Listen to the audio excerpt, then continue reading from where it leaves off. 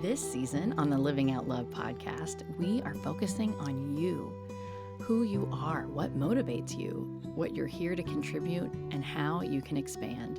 We'll be utilizing my leadership skills and spiritual connection, diving deep into the Enneagram and astrology. Listen every week to become intimately aware of yourself. Only then can you heal and grow. Let's get to work, loves. Hello, loves. Welcome to the podcast. We are returning with our astrology segments, and we're here in Sagittarius, and our lovely Suzanne Platner is sick today and is joining us anyway. So I'm going to talk a bunch at the first part, and I'm going to let her add in. So the thing that you usually do that's so beautiful is you start with how we got to here. So we got through the first 6 signs, which was the evolution of self. We did Aries, Gemini, Taurus. Then we got to Cancer, which is all those lovely feelings. And Leo, where we get to shine and be seen, and Virgo, where we start to perfect. And then we did Libra, which is the one-to-one relationships and thinking about other. Then we did Scorpio, and those two were both really helpful for me. Scorpio in terms of going deeper and investigating. And now we are at Sag. And this is this is where I need your help. Yes. Yeah, Sagittarius, it's the sign of the gypsy, the student, the philosopher. It's like this sign that is just kind of wild and free, and just its entire mission is to find truth. It's the sign of the archer, and you see it with the bow and arrow, and it's constantly like got that arrow aimed towards what it hopes to the ultimate truth. What is it? And that's where you kind of see the philosopher come in, that it's like like constantly this search for like the meaning of life. Mm. What is it? And it's a fire sign, it's a mutable sign, and so it's got like a lot of energy. It's just wants to explore, wants to go on, wants to travel, wants to, like, it never wants to stop. It just wants to feel wild and free and boundless, and constantly learn, and not learn in the way that a Gemini would learn. A Gemini learns by opening up a book. A Yeah. Sagittarius wants to learn by doing and experiencing, completely immersing themselves in a culture. And that's why they say it's a sign of travel, because they literally want to like be in the culture and fully experience it that way. It's really interesting because when you talk about it being a philosopher, it makes me think that it's an intellectual sign. Yeah, And then I think air, but it is also so fiery with the travel and the almost restlessness, I want to say, on a shadow side. absolutely. Restlessness. Absolutely. Yeah. Yeah. Boundless energy. What an interesting combination of sort of fire and intellect. Yes. Yeah. Yeah. And it's not like they don't even want to think of themselves as intellectual. They Oh, want to just think of okay. themselves as cultural, more so, Oh, like that they actually know the truth, as opposed to like, I'm a learned human being. No, no, no. I know the truth of the universe. That's their like endpoint. okay. So promise you, I don't have any of my friends in mind that are Sagittarius, but Uh-huh, uh-huh. but are these people that are prone to think that I'm right and you're wrong? Oh, absolutely. Okay. Absolutely. And that it tends to, it's a tricky thing, because in their highest form, they would not do that. In their highest form, they'd want to explore all the possibilities, kind of similar to how Gemini would want to do it, right? Yeah. But they also can, because they seek truth so fiercely. Once they If they think they've found truth, like, it's a very religious sign. It's the sign associated with religion more than any other signs. There's several other signs associated with spirituality, but for Sagittarius, religion comes in more. And so once if they believe that they have found the truth, then there's kind of no shaking them from that. And so they live in this kind of weird world where they they've got this, like, they're a mutable sign, they should be open-minded, but they can also really easily veer down to that, too dogmatic part of themselves, where they think they found it. And yeah. Well, I think it's interesting from an from like an evolution of consciousness. We're now in like the ninth house or the ninth sign. Hmm. And we did all that work on ourselves. Then we learned about other, and then we went deep into other. It makes sense that around now we're like, I got it all figured out. Right, exactly, exactly. Yeah, and it's not really until you get to Pisces where which is the final sign of the zodiac, where you have that actual I have it figured all out, and by I mean I have it all figured out. I know nothing. Yeah. Yeah. Pisces gets that, but Sagittarius, no, you're absolutely right. They're at the point where like they're like, yeah, yeah, I got this. It's yeah. So talk to me about like what do we love about Sagittarius? What do people like early? I remember Leo going, everybody loves Leo, but I feel like a lot of people love Sag also. Absolutely, they're fun. They're Okay. fun. I mean, all of the fire signs, Aries, Leo, and Sag. Wow, we're now at the last fire sign. That's Yeah. exciting. All of the fire signs are fun. Look, all of them have boundless energy. All of them are explorers, for different reasons. Sagittarius's reason to explore is to learn, and seek that truth. But they're adventurous. They're wild. They'll get a thought in their mind and they'll just go with it. And so it's a fun energy to be around somebody who just like bounces off the wall and takes you to places you never would have thought to go yourself you know um yeah, they're wild. They're wild and free. They love being that sort of, what's the word I want to use, excuse me. I have a word in my mind, but like almost Well, feral, like, yeah, that's a great yeah, word. yeah. When we talked about Aries, the first fire sign, we talked about Aries being impulsive. Hmm. And then with Sag, you said that they could get an idea and go with it. So what's the Yes. difference in their impulsivities? Is it just because Aries is, I don't know, by the time you get to Sag, you know how to be expansive? Like, is it the feralness of it or is there something else to it? Yeah, yeah. I think with Aries, there's no thought that goes into it. It's just like they go and I don't mean that as an insult. No, no, no, it makes sense. but but they're so guttural. They're so Yeah, yeah, guttural. They don't even necessarily know why they're getting this. They yeah, feel something in their gut. They don't have anything telling them like, "Hey, radar, that's maybe not a good yeah, idea." You know, and they don't really necessarily have an end goal other than like, my gut is telling me to do this. Let's do it. And with Sagittarius, yeah, their motive is very different. They're like, okay, like I want to learn. I want to be a part of this culture. I want to understand. I need to seek truth and immerse myself. And so they, yeah, there's more, it there's more seems to something. me, not in a Taurus sort of way, but it seems to me that it's one of the most embodied signs because like they learn through doing and experiencing. Maybe let me think on that. It's not something that I would have come up with. Yeah, like But I, not I in a see your point.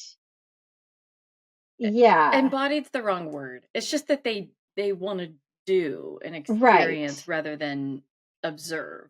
Like they're That's yes. yeah, I'm gonna have to Yes, figure out what that's that word is. exactly right.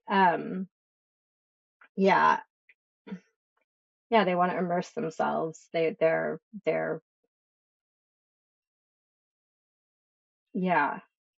But yeah, it's not, yeah, embodied is not the right word because yeah, I mean, they would immerse Yeah. themselves in things that would become completely like bodiless. Like they'd be the Yeah. people most likely to go into a culture and just, they're passing around a pipe, and Yeah. they're gonna do whatever. They don't even know what's in the pipe, but this culture does it, and they're gonna do it too because Yeah. it's what they do, and they wanna be a part of it. So That's it's a just great gonna take them out of example. their body. Yeah. That's the thing I never would have thought of since Sag is not my sign. Yeah. Like, that is a great example. Yeah. Um, Remind me, I remember with Cancer and Leo, we spent all this time talking about their sign, like what's the animal? The totem, the zodiac? I don't remember, you know. So with The Libra, it's the scales. Yeah. Oh, yeah, And yeah, yeah. The what archetype. the archetype, thank you. So Uh-huh, uh-huh. Scorpio is a scorpion, Yes. is that right? Yeah. Okay, so I was thinking about, from the evolution of self, I had this image of with Scorpio because we talk about deep and I'm so emotional, I think about going deep under the water. Mm-hmm. And then I was thinking like, oh, and then you like burst out of it with this arrow, Yeah. Oh, you yeah. know. I don't Uh-huh. know. So it didn't actually go anywhere, is what I'm saying. The thought didn't actually go anywhere. I was just Uh-huh. trying to remember what Scorpio actually was. Yeah, yeah. Yeah. Yeah, Um, no, and I think one thing that that we didn't say in the beginning that we usually talk about is, coming from Scorpio and that depth. It's like, again, we always talk about how the sign kind of fixes something from the last time. Scorpio is so deep, so in the subconscious, in this kind of inaccessible place, and Sagittarius is like, that's hard. Sagittarius is like, this has been, I know, like, get me away from this. Like, this has been really hard. Let's go have some fun. That's yeah. kind of, let's go explore. Let's go be wild. Like, stop with your dark, deep, stupid stuff. And that's kind of how a Sagittarius would think about, a Scorpio. So do you think, I mean, we're all supposed to, this is sort of off topic, but we're all supposed to live our charts. Hmm. But are we all also supposed to embody all 12 signs? Yes. Okay. Yes, absolutely. And if you don't have anything in Sagittarius, it's not going to be as prominent for you. But you're going to have, a house cusp that's going to be ruled by a Sagittarius. So the way that you kind of move about in the world and within that house is going to still have a Sagittarian kind of energy to it.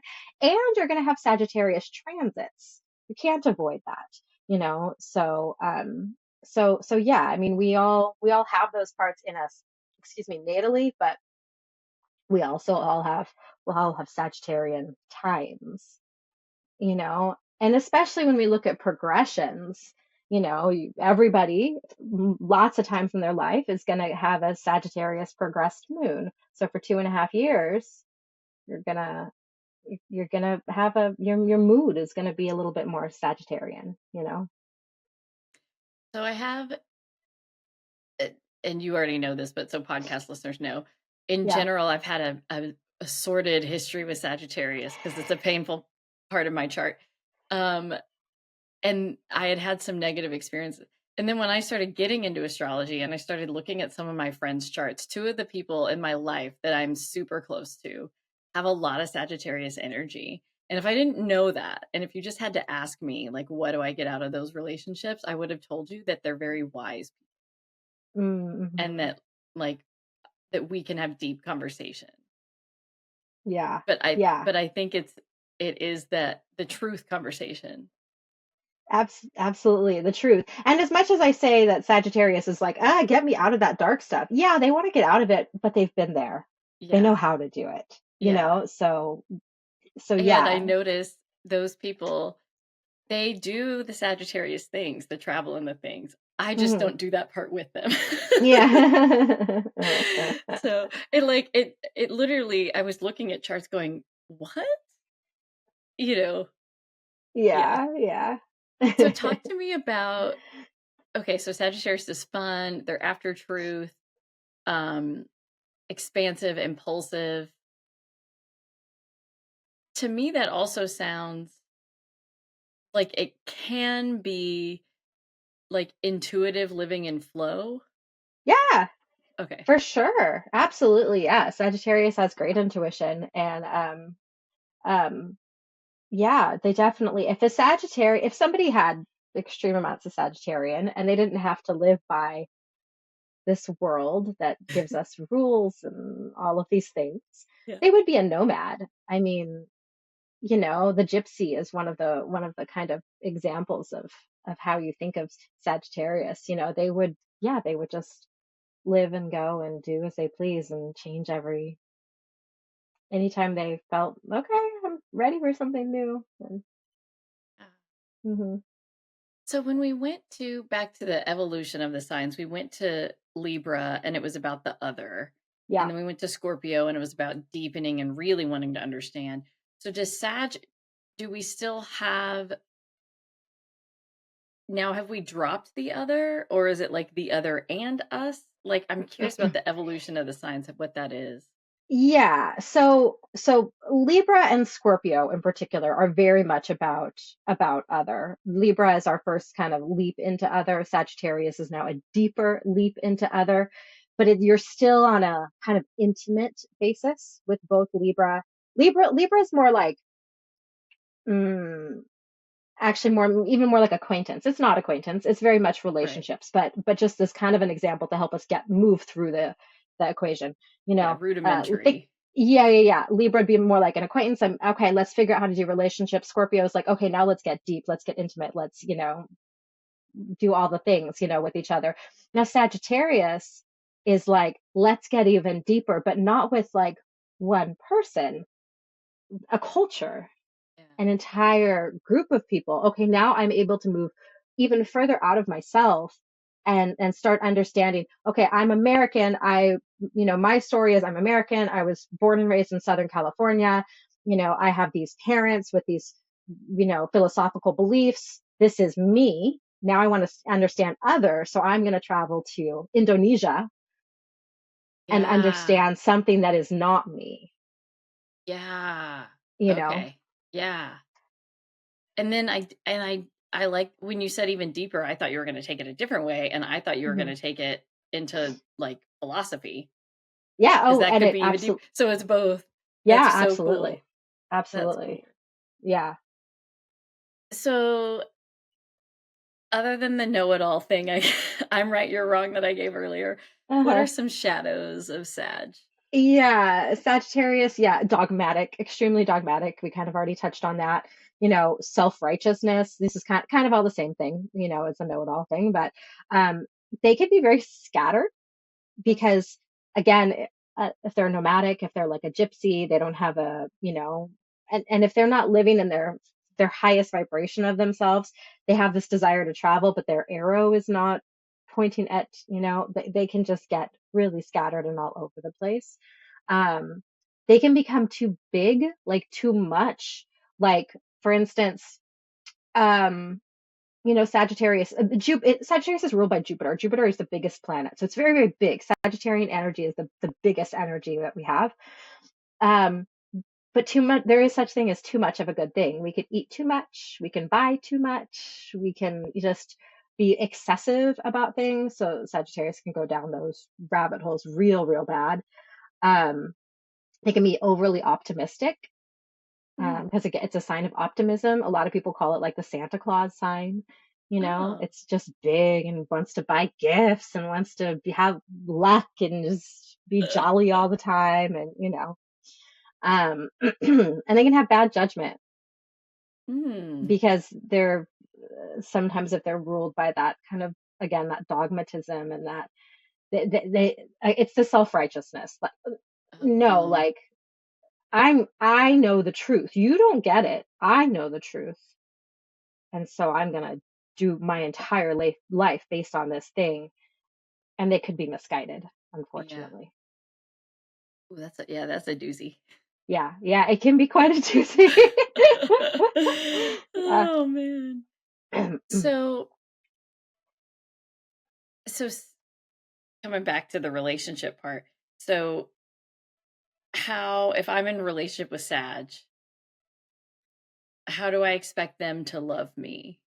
What's the way that what would be their love language, I guess?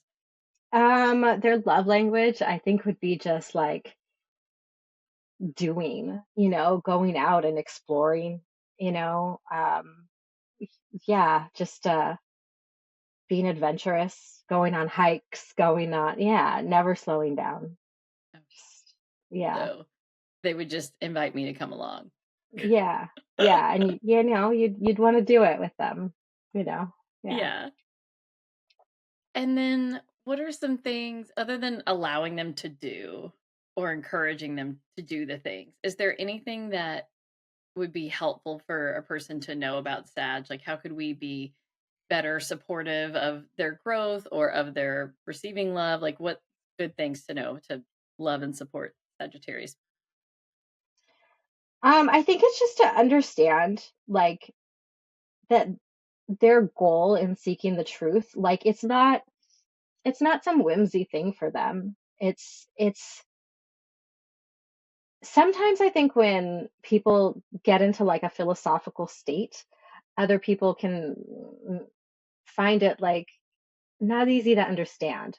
Like, why are you being so philosophical? Like, let's just live in reality. Let's just, like, people don't get that about them. But for them, it's very real. Like, this seeking of truth is something that they feel that they were put on this earth to do, to understand this like ultimate goal. And it's not just some whimsy thing. It's very serious for them, and and yeah, it's fun. Be fun is part of who they are, right? Yeah. And so it might seem like they're being um yeah, like too like they it almost might seem like they don't care.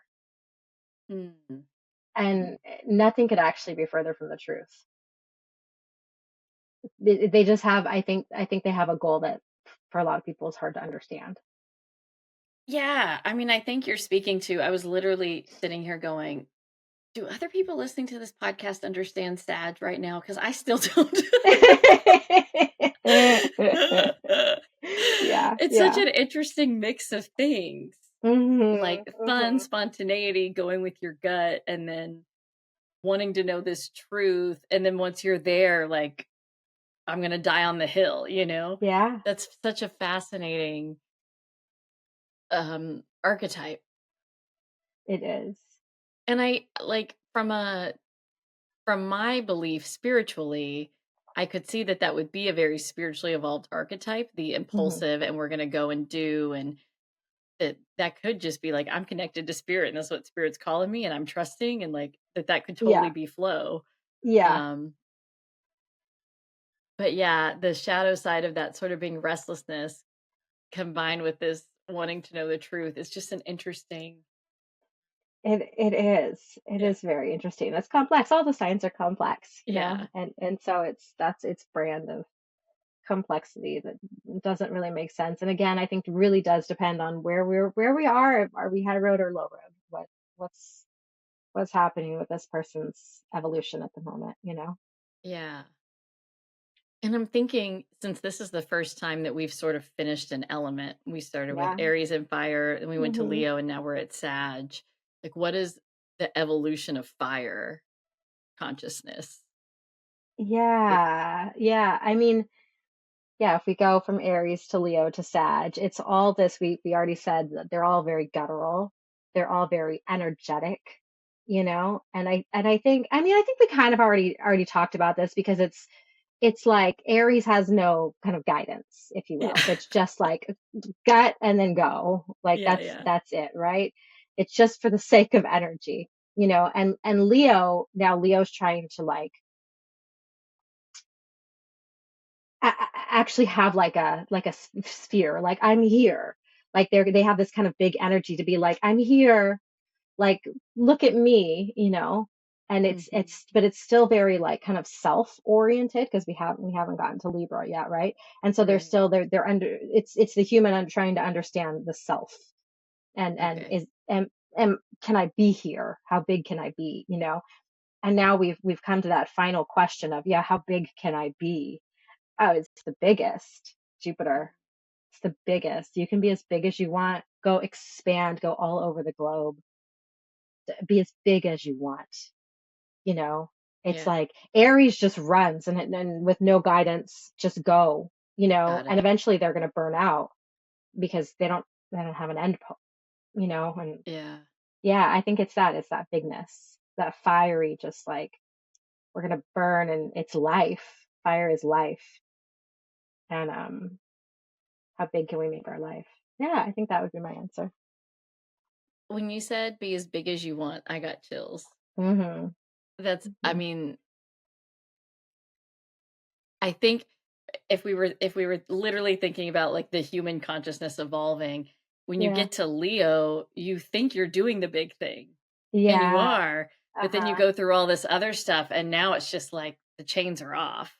Exactly. And There's this yeah, and whole because world to be big in. exactly, because with Leo it's still so much about the self, and now that we've moved into other, it's like, yeah, yeah, you're right. The chains are completely off, and we're gonna go, we're gonna explore. They're gonna just, yeah, they're guided by something that's, I don't know, just so exciting. Stephen Forrest often says whenever you've got like a Sagittarius transit, whether it's something going through your ninth house, or something in Sagittarius, the question to always ask is, how are you underestimating yourself? Mm. And I love that question. To me, that's what I hold the strongest about that sign, to always ask myself, how are you underestimating yourself in whatever realm Sagittarius happens to be in? Make it bigger.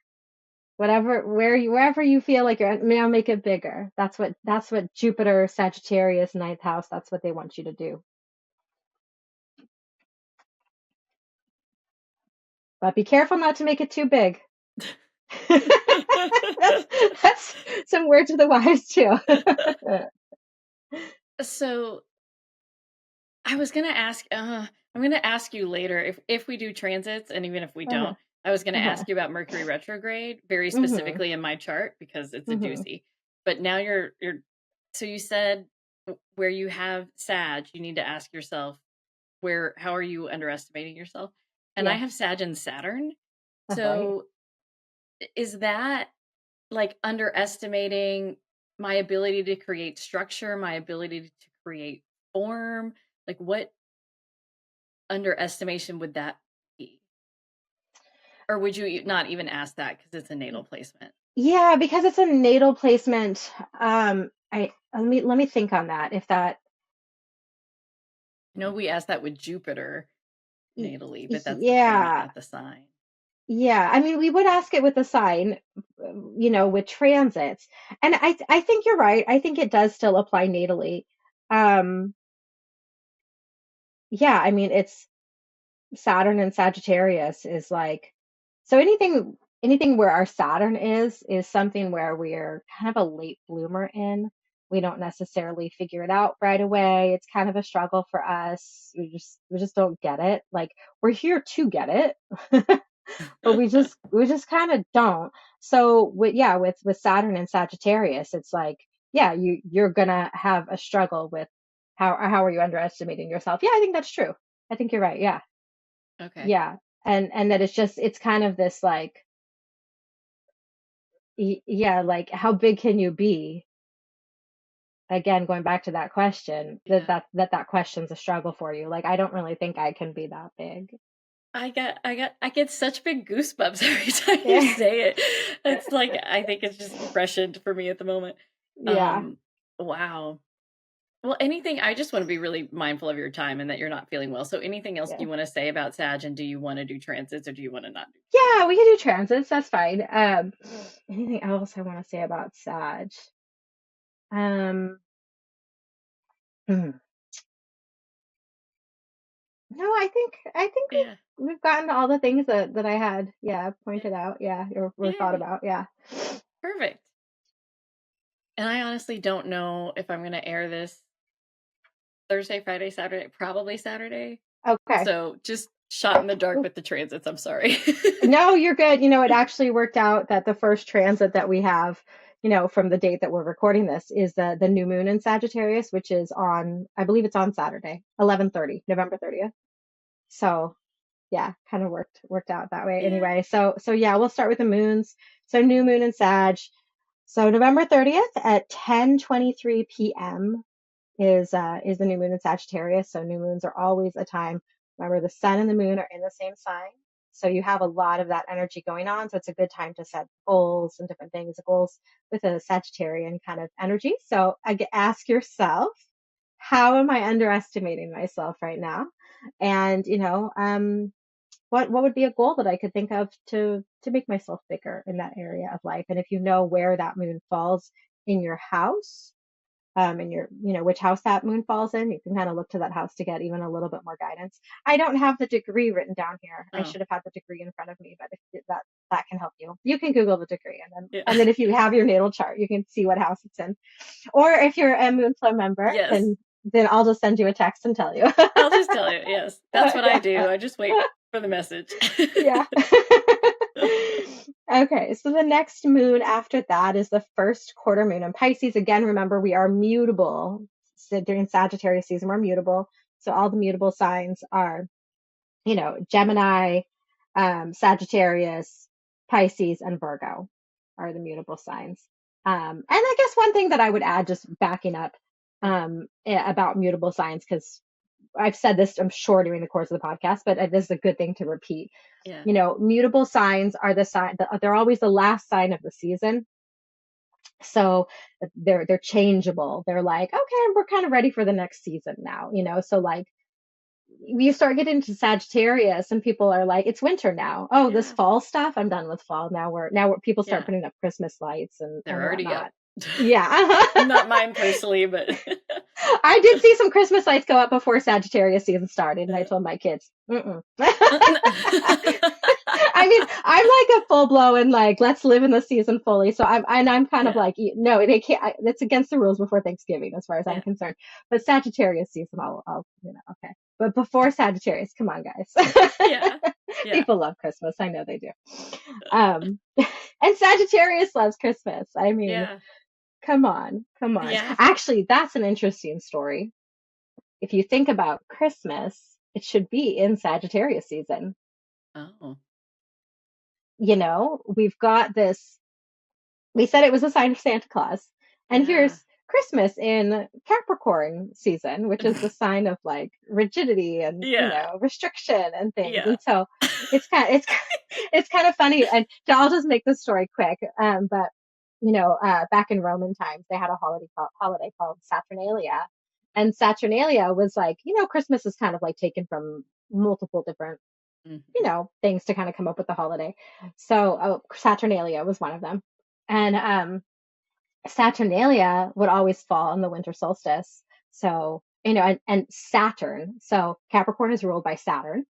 So that's kind of where it got that name from. It was like it would happen on the day that we moved into Capricorn season, and people uh, sometimes would say, well, that doesn't make any sense. Why on the day we moved into Capricorn season? And the answer to that question is because, okay, well, before we get to Capricorn season, we gotta let like our wild selves be. Yeah. Because if we're gonna get serious in Capricorn season, this is your last chance to just be crazy and wild and have some fun. And so Saturnalia was a kind of a wild holiday where they partook in some interesting endeavors and but the colors were red and green and they gave gifts, Yeah. and so anyway, just the fun, it's a fun little I really like that nut. because in Scorpio, I had to learn, that you were talking about that in Halloween is when people get to experience all the taboo and the things Yes. they don't get to experience all the time. Uh-huh, uh-huh. That was really helpful for me and my compassion and understanding. Thank you. Yeah. And then Uh-huh. now we're in Sag and it's the go, like Yeah, get it all out of get your it. system while you can, folks, Yes, because winter's coming. exactly. Winter's coming, we got to get serious. We're gonna get serious with Capricorn. Yes, yes, Oh, yes. Okay. All right. So back to that. First quarter moon in Pisces is on December 8th at 7:28 a.m. Quarter moons are always a time of like friction because we've got, Sagittarius sun and the Pisces moon. Sagittarius and Pisces don't really see eye to eye. We talked about Sagittarius being the or Pisces being the sign of like knowing it all in the sense of they know nothing and they know yeah. that they know nothing, which is really the ultimate. Yeah. And Sagittarius is like, no, seek truth. And Pisces is like, what is truth? You know.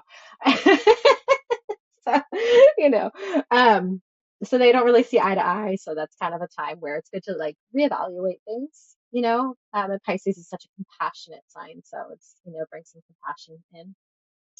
Then we have the full moon in Gemini on December 15th at 1:02 a.m. These are all Pacific time, by the way. Okay. Um, and yeah, Gemini is the opposite sign of Sagittarius. So, they're opposites. On one hand, they don't get each other, but on the other hand, they're mates. They live in the middle. The middle ground for them. We kind of touched on this already, but is really one of learning. They both just they want to know. Their thirst for knowledge never ends, really. And so, full moons are times when we kind of work on what we're going to release with the waning moon. Um, moon hits its peak, and now what are we going to let go of? as it wanes. And so yeah, it's kind of that's that. And then if we go to everything else, okay, so we're currently in Mercury retrograde. We went there, what was it? Yesterday, as of the date of this recording. So yeah, we're brand new into that. So, and I always like to tell people freak out over Mercury retrograde, and it's not as scary as people think. Right. It's really just a time to reevaluate things. It's literally what a retrograde is just the planets don't actually move backwards, from a scientific perspective, they don't. But the degrees do. The angle at which we see them and the degrees do. Like scientifically, yes, that's accurate. Um, and so it's like we get a chance to redo those degrees that we've already done. So, it's like anything in life. If you need to redo things, you kind of need a little kick in the butt, to realize that you've got to redo them. And that's what Mercury and Mercury retrograde allows us. Mercury rules our mind, our thinking, our communication. So it just kind of says like, all right, let's rewind here for a minute, you guys, because we gotta rethink some things. So yeah, and then so we're in that right now. Mars goes into retrograde on December 6th. Okay, so Mars retrograde happens once about every 2 years. And again, I'm going to tell you the same thing: redo, rethink, all of those kinds of things. But Mars is the planet of action. We talk about Mercury retrograde a lot more because it happens more. Mercury is, closer to us. And so it happens more, you know. Um, so that's why we talk about it all the time. But again, Mars retrograde, it only happens, every about 2 years. Um, and it doesn't move as fast. And so a lot of time, like I remember last time Mars was in retrograde, I feel like the astrology bug was really, really hitting a lot of people. And I saw people talking about Mars retrograde constantly. They weren't going to start any new projects or do anything. And I'm like, you guys, is it even hitting your chart? Because the degrees at which it goes, and again, I don't have the degrees in front of me. I should have Sure. thought of that, but the degrees that it when Mercury goes into retrograde, it hits kind of a lot of degrees because it moves so fast. It's not true of Mars retrograde. And so there's a really solid chance it's not even hitting your chart, and so you don't need to like freak out. Again, move slower. Yeah, sure. We can all move slower. As a collective, this is a time where it's going to ask us to move slower. Um, but maybe look to your chart and see if it's actually hitting your chart in any ways. Um, that's kind of going to be the important thing. And that's going to go from December 6th until February 24th. Ah, So I yeah, like that. I mean, it's well timed in the winter for us to think about doing before we do it. it is. It absolutely is. That's a really great point. Yeah. And then we have Venus enters Aquarius on that same day, actually, just later, December 6th at 10:13 p.m. Pacific time. Venus entering Aquarius. Venus is the sign of love, harmony, connections, things like that. Aquarius is it's kind of a dissociative sign a little bit. So we haven't gotten to Aquarius yet, but so it's not the most romantic of the Venus seasons, I'll say that, but it's a time. Aquarius is the highest air sign, the most evolved, if you will, air sign. I don't necessarily like to use the word highest or evolved because they're all like no sign is better than another. Right, right. But as far as like kind of where they're coming from, like, any of the air signs are just they're not that lovey-dovey. So, but it's a good time to think about relationships, and think about, it's a very forward thinking sign. What do you want out of relationships? It'd be a good time to think about that kind of thing. Let's see here. And then I've got Mercury goes direct on December 15th. Oh, that's So not that long from now. yeah, not that long Thank at all. God. So,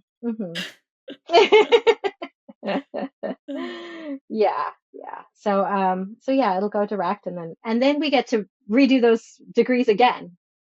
So we did the degrees the first time, and then we reverse through them, and then we get to do them again. So Yeah. So there's what people call like a retro shade, where it's like, okay, we're out of the retrograde, but we're still like in the shadow of it, you know? Oh, so that's the shadow is when you start to turn around and do the do-over? Yeah, Okay. And was that the last transit? that's the last one. Yeah. Okay. And I'm gonna put you on the spot, and if it doesn't work Okay. out, we'll just cut this out of the All podcast. right. And so for people listening, if this makes the podcast, Mhm. in Suzanne's moon journal, in the paid version, there's an Ask the Astrologer situation. And this is a question that I would put in there if we weren't talking right now. So that I have we haven't talked in a few days, so you don't know all the details about this, but I've had a very intense few days leading up to the Mercury retrograde. And normally Mercury retrogrades go by and I don't notice a thing, you know? But this one has been incredibly intense. And so then I thought, well, like I wasn't even sure if that's what it was, but I had been thinking a lot about my thinking and realizing that it needs to change pretty drastically. And so I looked up just hours ago, I looked up the Mercury retrograde and it's going over my Uranus and Sag in the third, Okay. all the way to my Saturn and Sag in the second, Hmm. a degree past that, and then it's going to come back.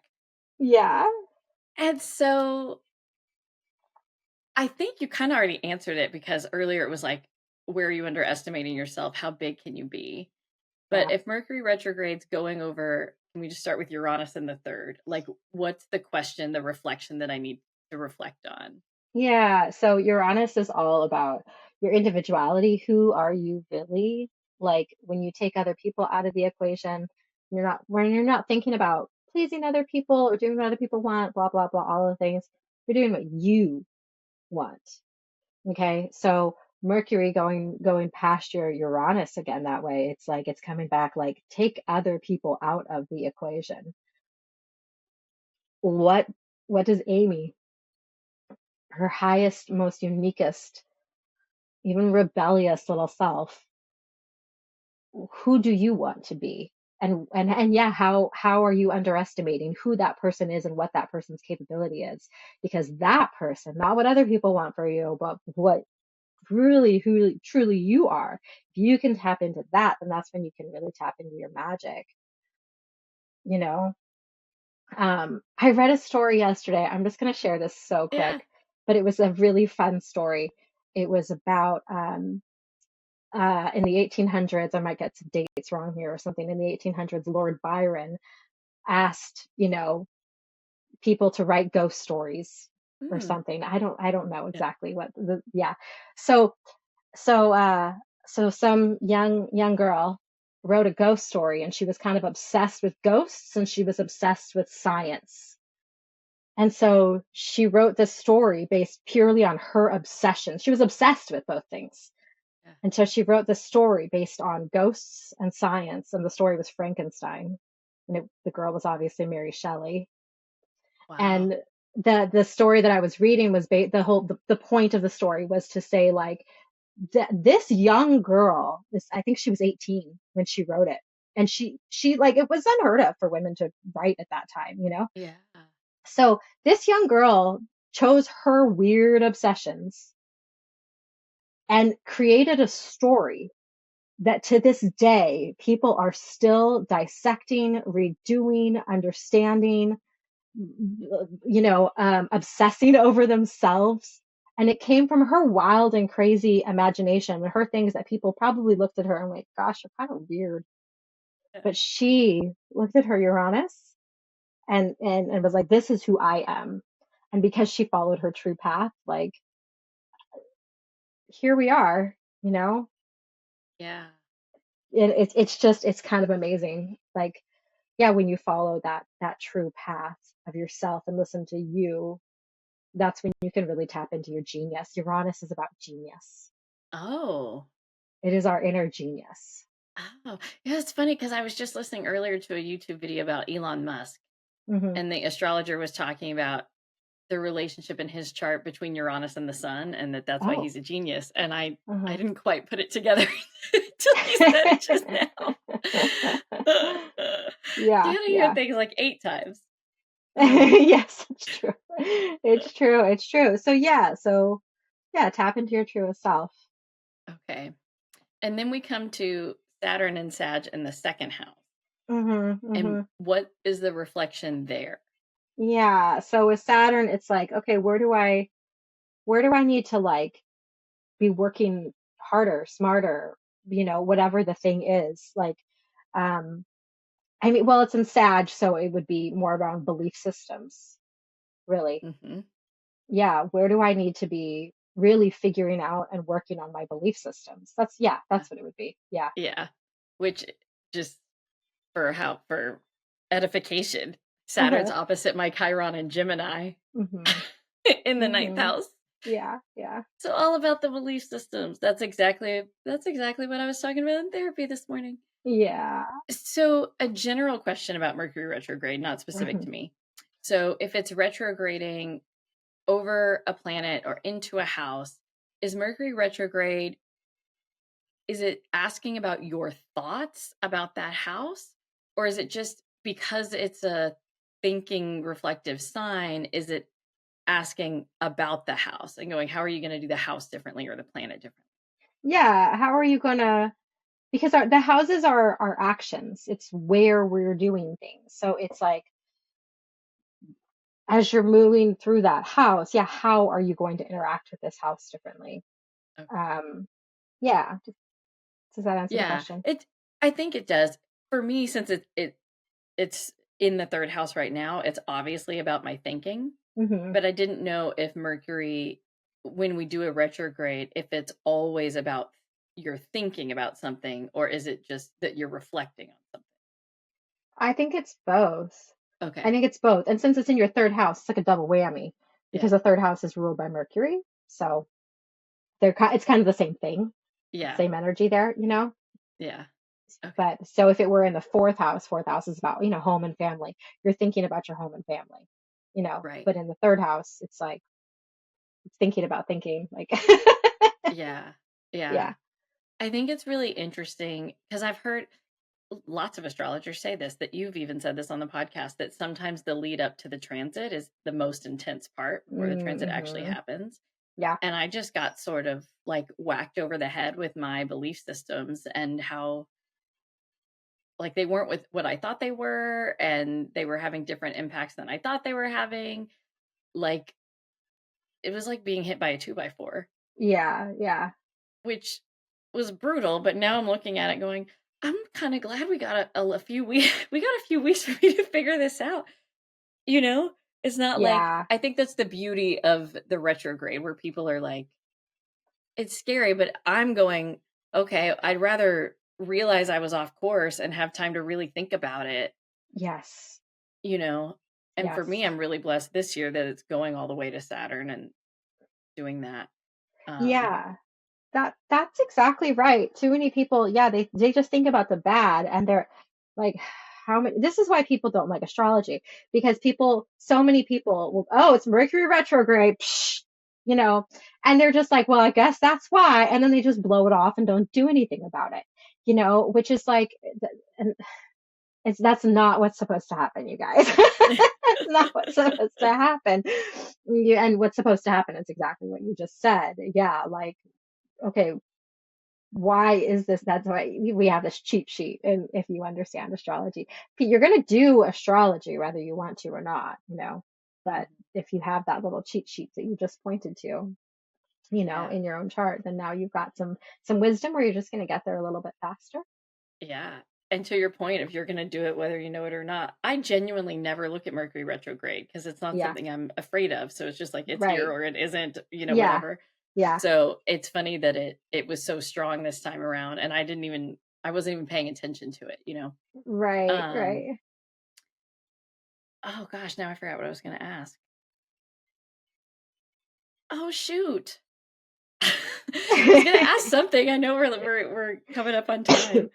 Oh, I was just going to point out to people, you said people are afraid of astrology, that this is like the beauty of astrology, that I'm like, okay, to you said the cheat sheet. Um, that I'm like, okay, clearly this is an opportunity for me, but I've already known I struggle with Sag. So to have the opportunity to reach out to you and say, can you help me get really clear on the assignment? Like when Yeah. it's in the Yeah. third house with Uranus, when it like, um, and I'm going to sit with the idea that there could be some genius involved in it and underestimating that. That's Good. something I hadn't considered. Um, and so I just want to like put a shout out to the Moon Journal, the paid version where you can ask those questions, but B, just people every once in a while getting a reading. I mean, I think most people associate readings with their sole purpose and like I had my chart read and it was this one time experience. But dang, every once in a while having some transit and what's going on and what's coming up and Yeah. I could just be really healing and helpful. Yeah. So I just wanted to plug that. Thank you. Thank you. Yeah, I don't, you know, you and I talk about astrology so much. I don't know how I would do life before astrology. You know, like I feel like, gosh, everyone should actually know how to do it, even, you know, but I know that's not realistic and it's not everybody's goals, you know. But Yeah. I just think, yeah, there's so much benefit in it. Yeah. Yeah, it's life Well, changing. it's funny when I did therapy this morning, it was before I looked at the retrograde degrees. Hmm. And while I was in therapy, it felt like I was just feeling around in the dark. Like I was like, I know I got Hmm. to figure something out, but I don't even know what it is I'm figuring out. Right, right. Like, it's just literally Yeah, what I said to her. And yeah, so now knowing that that's what's going on, I'm like, oh, okay, it's Saturn stuff, it's second house stuff. Like, it right. gives me direction on like what I need to work on, Yeah, um, which is the gift, the cheat sheet. So, yeah. or the Fascinating. like more efficiency sheet. Yes, Give it all you yes. got. Uh-huh, So, uh-huh. well, Suzanne Platner, thank you for being here, even when you have strep. I don't know if I do or not. I just Well, this throat will not. yeah, Yeah, so fingers crossed I don't. yeah. Um, everybody have whenever this was, I hope you had a happy holiday. Have good holidays coming up. Happy Sagittarius season. Go do the travel and be big and fun and Yes, wild. Go get your yes. wild on. Um, and we'll see you for Cap. All right, bye. Thank you for listening to the Living Out Love podcast. If this episode was helpful for you, there are 3 ways that you can share the love. You can send this episode to family, friend, neighbor, leave me a rating and review on your favorite podcast platform, or comment and ask questions on YouTube. This season is meant to be interactive.